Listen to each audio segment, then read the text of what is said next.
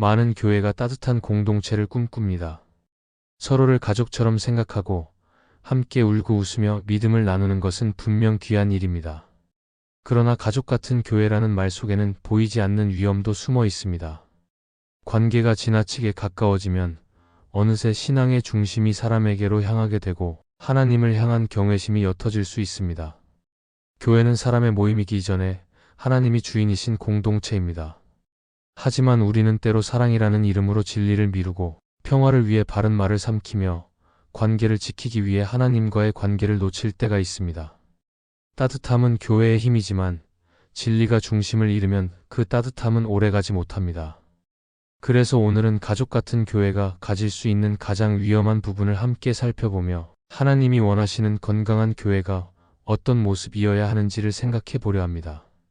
첫째, 서로를 감싸려다 잘못을 바로잡지 못할 때가 있습니다. 가족 같은 교회는 따뜻하고 포근한 분위기로 많은 사람들에게 위로가 됩니다. 서로를 이해하고 감싸주는 마음이 있어서 넘어지는 이도 쉽게 일어설 수 있습니다. 그러나 그 따뜻함이 때로는 진리를 가리는 벽이 될 때가 있습니다. 관계를 지키기 위해 잘못을 말하지 못하고 누군가의 행동이 옳지 않음을 알면서도 침묵하게 될 때 교회는 점점 영적인 힘을 잃어갑니다. 사랑은 덮어주는 것이지만 진정한 사랑은 때로는 아픈 말도 할 수 있는 용기입니다.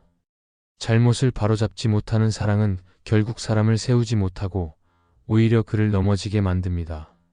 하나님께서는 언제나 사랑과 진리를 함께 말씀하십니다.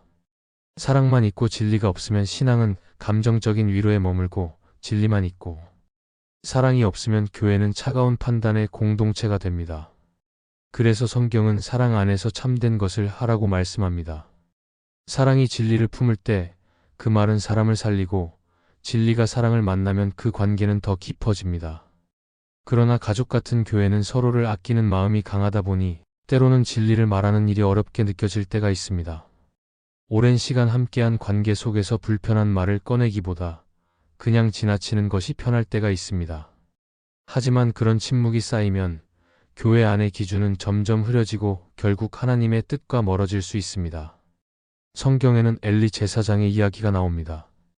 그는 하나님을 섬기던 사람이었지만 자신의 아들들이 성막에서 악한 일을 저지르고 있을 때 그것을 제대로 꾸짖지 못했습니다. 그는 아버지로서 아들을 사랑했지만 그 사랑이 진리를 지키는 데까지는 나아가지 못했습니다. 결국 하나님은 엘리 가문에 심판을 내리셨습니다. 엘리가 한때 하나님께 충성했던 제사장이었음에도 불구하고 사랑이라는 이름으로 진리를 미루었을 때 그 결과는 매우 비극적이었습니다. 엘리의 이야기는 우리에게 중요한 교훈을 줍니다. 사랑은 반드시 진리와 함께해야 하며 하나님 앞에서의 올바름은 인간적인 정보다 우선되어야 한다는 사실입니다. 교회 안에서도 이런 일은 자주 일어납니다. 누군가의 잘못을 보면서도 그 사람을 아끼기 때문에 말하지 못하고 결국 그 문제가 더 커질 때가 있습니다. 관계가 소중하지만 그 관계가 진리를 가로막아서는 안 됩니다. 하나님은 우리가 서로 사랑하기를 원하시지만 그 사랑이 진리를 희생하는 사랑이 되기를 원하지는 않으십니다. 진리는 사람을 정죄하기 위한 것이 아니라 그를 다시 세우기 위한 하나님의 도구입니다. 그래서 바른 권면은 불편할 수 있어도 결국은 회복을 가져옵니다.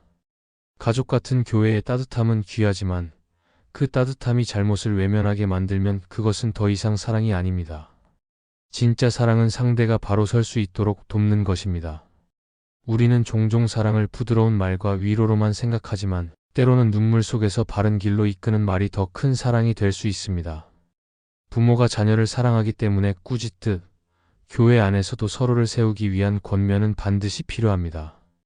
하나님은 우리의 관계보다 거룩함을 더 소중히 여기십니다. 관계가 아무리 가까워도 하나님의 뜻보다 앞설 수는 없습니다. 잘못을 보고도 모른 척하는 것은 사랑이 아니라 방관입니다. 하나님은 사랑 안에서 진리를 지키는 교회를 원하십니다. 잘못을 덮는 교회가 아니라 진리로 세워가는 교회가 되어야 합니다.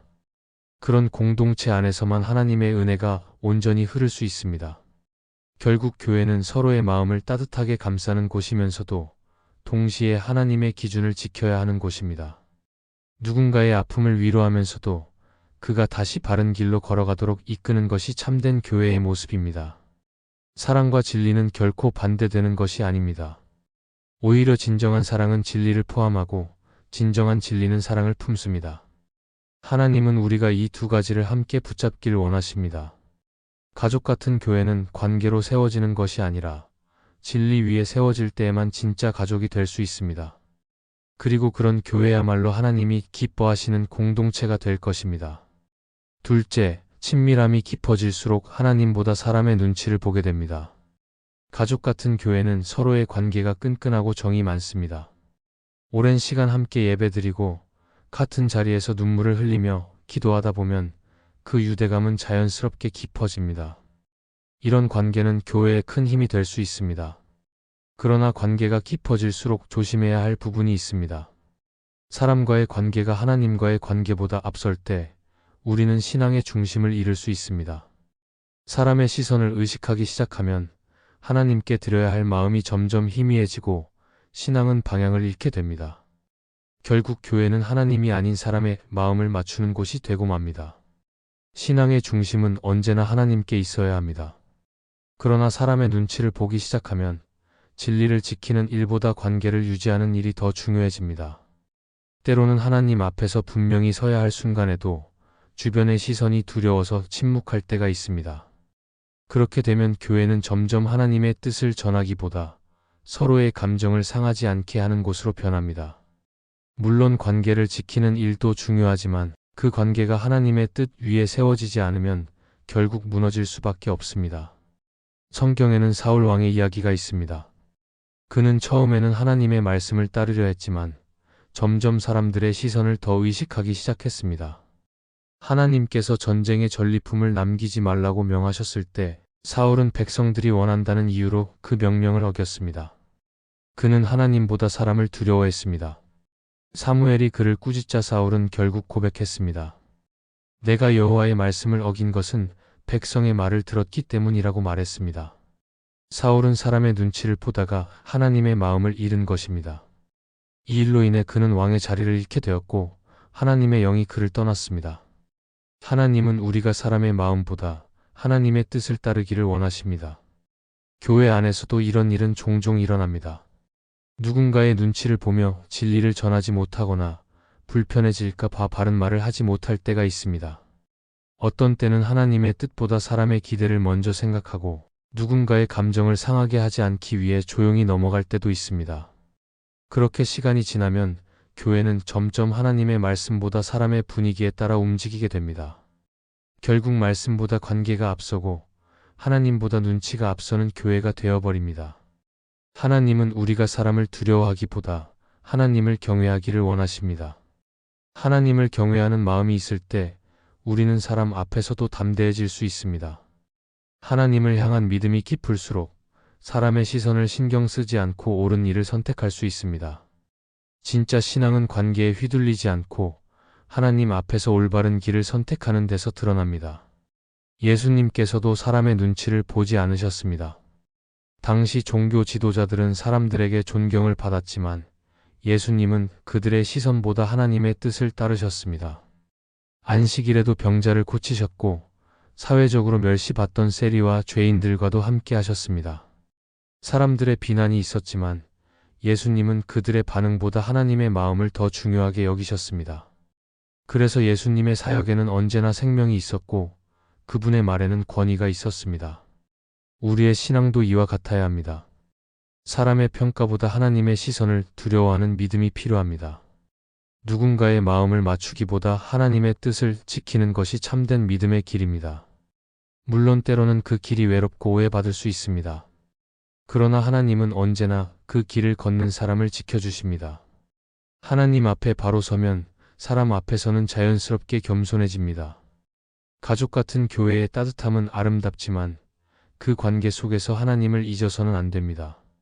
사람을 사랑하는 것은 중요하지만 그 사랑은 언제나 하나님을 향한 사랑 위에 있어야 합니다. 사람의 눈치를 보느라 하나님께 순종하지 못하는 순간 교회는 생명을 잃습니다. 그러나 하나님을 먼저 바라보는 교회는 언제나 새 힘을 얻습니다. 그러므로 우리의 시선이 사람에게 머물지 않도록 하나님께 향하도록 마음을 지켜야 합니다. 그럴 때 교회는 사람의 모임이 아니라 하나님이 함께 하시는 거룩한 공동체로 세워질 것입니다. 셋째, 친근함이 경외심을 대신할 때 예배의 본질이 흐려집니다. 교회가 가족 같다는 말은 언제나 따뜻하게 들립니다. 서로를 잘 알고 함께 웃고 눈빛만 봐도 마음을 이해하는 관계는 분명 아름답습니다. 그러나 그 친근함이 점점 하나님을 향한 경외심을 약하게 만든다면 그것은 신앙의 중심을 흔드는 위험한 신호가 됩니다. 교회가 익숙한 공간이 되고 예배가 반복된 습관으로 느껴질 때 우리는 하나님 앞에서의 두려움과 감사함을 잃어버리기 쉽습니다. 친근함이 예배의 경건함을 가리기 시작하면 교회는 점점 사람 중심의 모임으로 변해갑니다. 하나님을 향한 경외심은 단순히 겁을 내는 것이 아니라 하나님의 거룩하심을 인정하는 마음입니다. 하나님이 크고 위대하신 분이라는 사실을 기억하는 것, 그분 앞에서 자신을 낮추는 마음이 경외입니다. 하지만 교회가 점점 익숙해질수록 우리는 하나님을 향한 이 마음을 쉽게 놓칩니다. 예배당에 들어서도 더 이상 마음이 떨리지 않고 찬양을 불러도 감격이 없습니다. 설교를 들어도 하나님의 음성보다 사람의 목소리만 들립니다. 그렇게 되면 예배는 하나님을 향한 고백이 아니라 사람들의 모임으로 바뀌게 됩니다. 성경에서 하나님은 모세에게 신발을 벗으라고 말씀하셨습니다.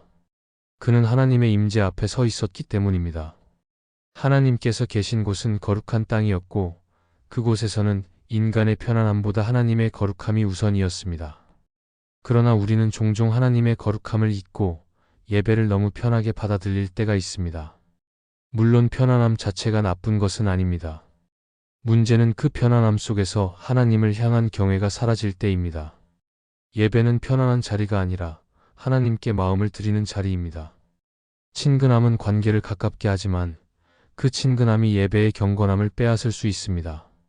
사람끼리 너무 가까워지면 서로를 향한 예의가 느슨해지듯 하나님과의 관계에서도 경외가 사라질 수 있습니다. 하나님은 우리의 친구이시지만 동시에 거룩하신 창조주이십니다. 우리는 그분 앞에서 언제나 겸손해야 하고 그분을 향해 늘 조심스럽게 나아가야 합니다. 예배가 일상처럼 느껴질수록 마음은 하나님보다 사람에게 머물게 됩니다.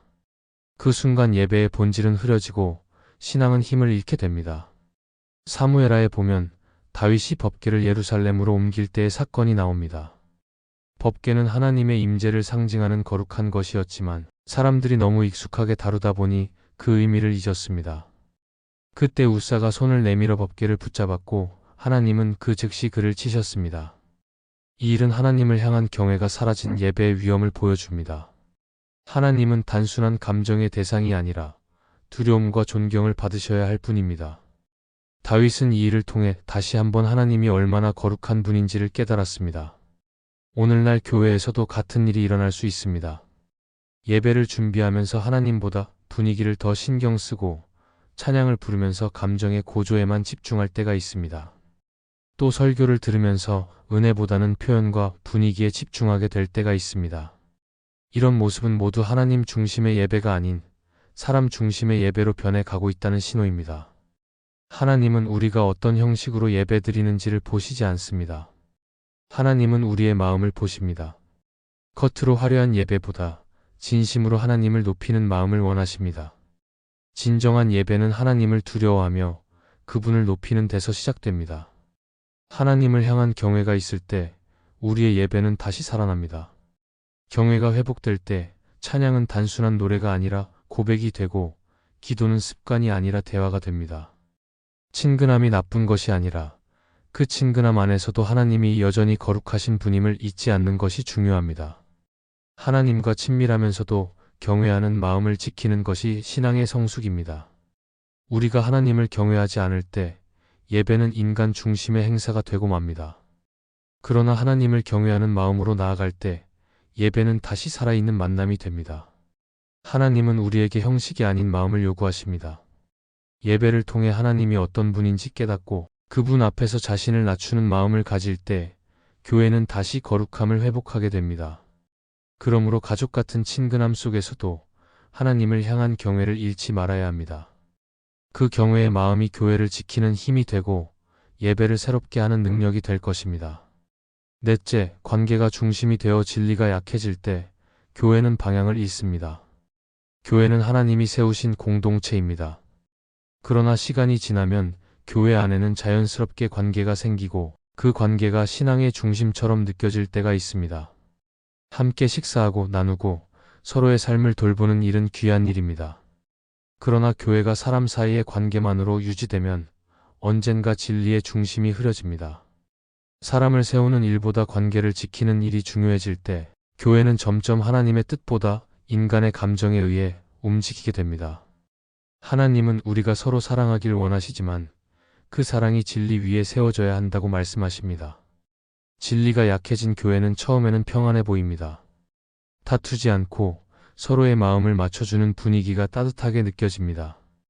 그러나 시간이 지나면 그 평안은 위태로운 균형으로 바뀝니다. 말씀이 중심이 아니라 관계가 중심이 되면 교회는 점점 감정에 따라 움직이고 하나님보다 사람의 생각이 앞서게 됩니다. 그래서 누군가의 잘못을 바로잡지 못하고 진리를 전할 때조차 눈치를 보게 됩니다. 결국 교회는 겉으로는 평화롭지만 속으로는 힘을 잃은 공동체가 되고 맙니다.